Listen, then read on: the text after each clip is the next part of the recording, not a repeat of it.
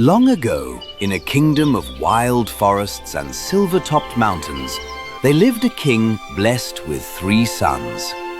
They were all worthy of admiration. The eldest was solemn and dutiful, and he considered every decision carefully. The second was lively, eager, and was quick to please and quick to be pleased. The youngest was gentle and thoughtful, and he possessed a quiet grace that made people trust him without knowing why. As the king grew older, he began to worry that they were eager to rule before he was ready to step aside, and rumors even suggested they might try to undermine him. Though age was catching up with his body, his mind was still sharp, and he had no intention of giving up his throne. To keep the peace, he chose to distract his sons with vague promises, ones he could always delay or avoid fulfilling. Bring my sons to me.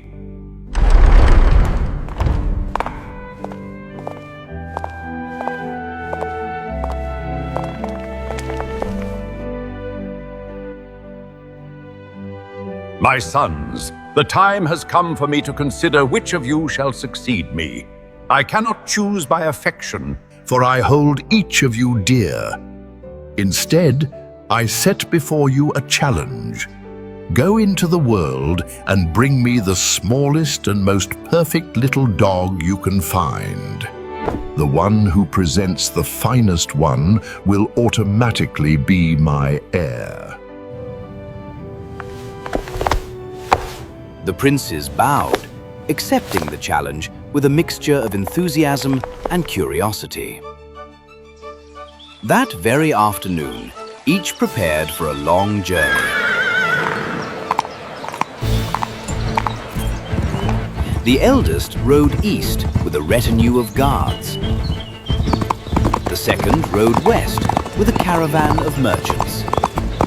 The youngest prince rode alone, guided only by instinct and the hope that fate would lead him true. Yet fate had stranger plans for him than for the others. For many days, the youngest prince traveled through unfamiliar regions, across meadows thick with wildflowers, through forests where beams of gold filtered through ancient trees, and over hills that rolled endlessly toward the horizon. Yet despite the beauty around him, he found no suitable dog. The villages he passed through offered nothing exceptional. The inns were pleasant, the people kind, but no creature struck him as fit for such a royal request. One evening, just as the sky darkened into a stormy purple, thunder cracked across the heavens. A violent wind erupted, bending trees and sending leaves flying like scattered birds. Rain poured down in sheets so heavy that the prince could scarcely see the road. His horse reared, frightened. Seeking shelter, the prince urged his horse into a shadowed path between towering pines. Just as he thought he might be forced to spend the night cold and soaked, a sudden glow flickered ahead. There, rising like a dream from the forest, stood a castle, tall, luminous, and shimmering as if the stones themselves had been polished with moonlight. Golden torches illuminated balconies carved with delicate patterns. Not a single window was dark. With relief, the prince approached the gate and knocked. To his astonishment, it opened by itself. He entered cautiously. Instead of servants, dozens of cats greeted him, but they did not behave like ordinary animals. They walked upright, bowed with graceful courtesy, and wore small velvet collars adorned with tiny gems. One particularly dignified cat, tall and striped, approached and gestured, as clearly as any butler, for him to follow. The prince, though unsure whether exhaustion had blurred his senses, complied. He was led through a grand hallway, decorated with rich tapestries and portraits of crowned felines. Soft music drifted from somewhere unseen. At last, he was ushered through tall double doors into a magnificent chamber. Seated upon a throne of carved ivory was a small white cat, elegant, luminous, and radiating an almost human intelligence. Welcome, noble prince. You must be weary from the storm. Allow us to offer shelter. You shall dine, rest, and be honored as a guest. Come. You must be hungry. The prince found himself enveloped in comforts beyond imagining. The banquet hall bustled with cats playing instruments, carrying trays and arranging dishes with surprising dexterity. The table itself was set with delicacies worthy of a royal feast. The white cat sat at the head of the table, while the prince sat at her right. Though she ate little, she conversed with wit and charm. After dinner, musicians played soft melodies as the prince was escorted to an exquisitely prepared bedroom. The sheets were warm, the pillows downy, and despite the strangeness of the place, he slept more soundly than he had in months. When morning came, the white cat invited him to breakfast, and again her presence was reassuring and unforgettable. Day after day, week after week, the prince settled into life at the enchanted castle. There were games, music, dance, hunting parties in the forest, and discussions that stretched long into the night. The white cat was always near, wise, graceful, and strangely familiar. One evening, remembering his mission, he approached her. My lady, I fear I have stayed too long. I was sent by my father on a quest to find a small and perfect dog. I know, and you shall not fail. But you must remain here a little longer, 1 full year. When the time has passed, I shall give you a gift that will surpass anything your brothers bring. Her confidence, the warmth of her voice, and the comfort of the castle persuaded him. And thus, the year passed like a dream.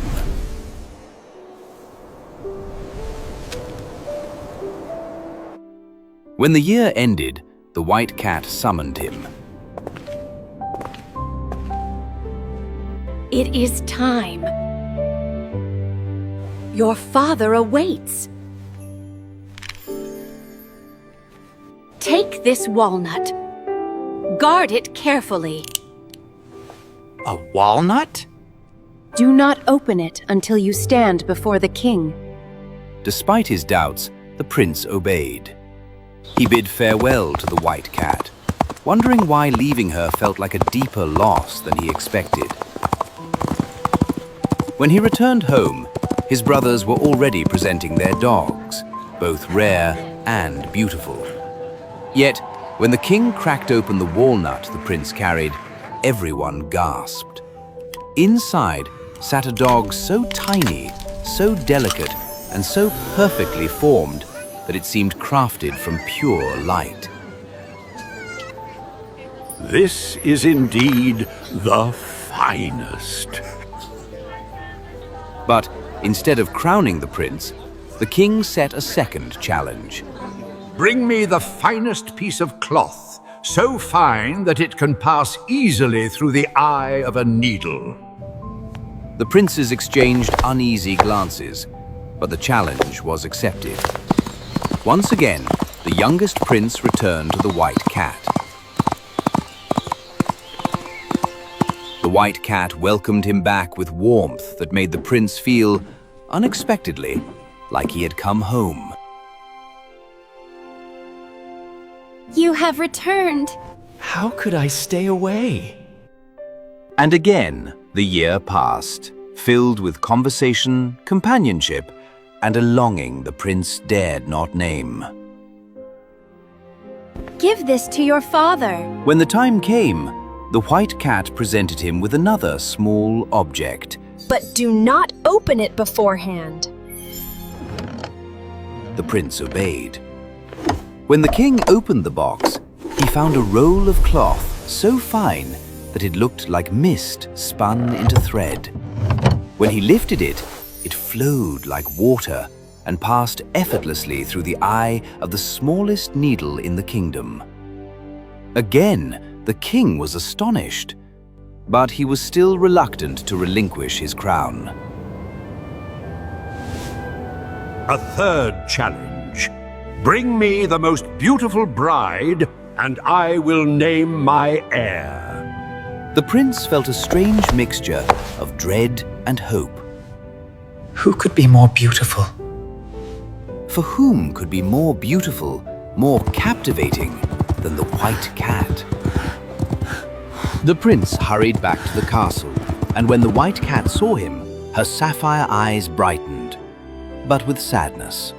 You have come for the final time. The king demands a bride. I know, and perhaps I can be what you need. There is something you must do, though it will pain you. What is it? I will do anything for you. You must take your sword and cut off my head and my tail. Never. I could not harm you. You must, for only then will the enchantment end. And you are certain that this is the only way? Trust me.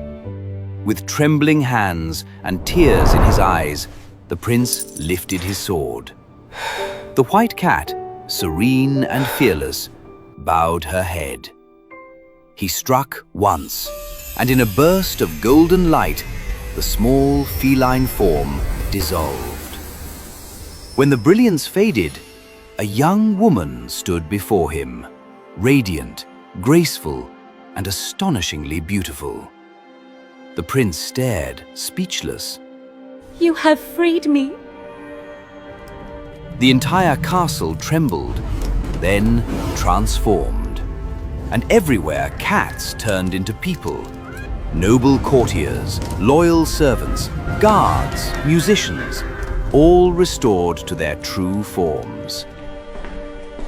Come. Let us present ourselves to your father. The prince and the princess traveled together, their carriages filled with the newly restored court. Along the way, the prince felt joy so profound it frightened him. He had admired the white cat's mind and spirit. Now he saw the woman behind the enchantment and found her even more extraordinary. When they arrived at the palace, the king was astonished by the magnificent procession.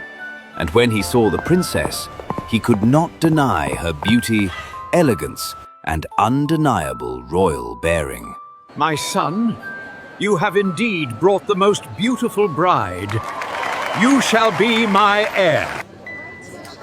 The eldest brothers, though disappointed, could not deny the fairness of the judgment. The kingdom erupted with celebration. The prince and the princess were married in a ceremony that lasted 3 days and nights.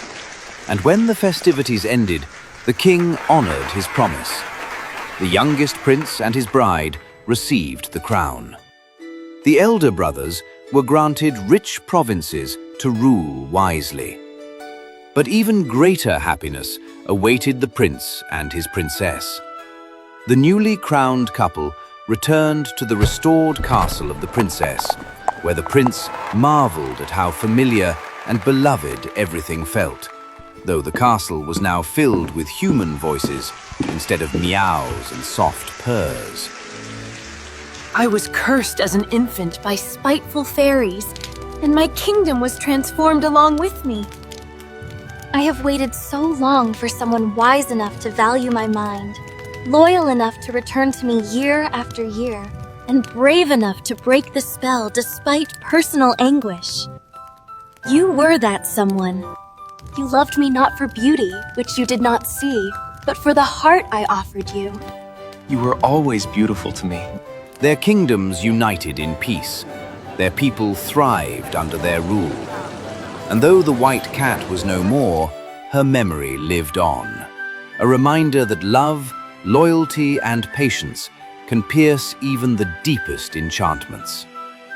And so, the prince and princess lived for many long and prosperous years, ruling with wisdom, kindness, and grace.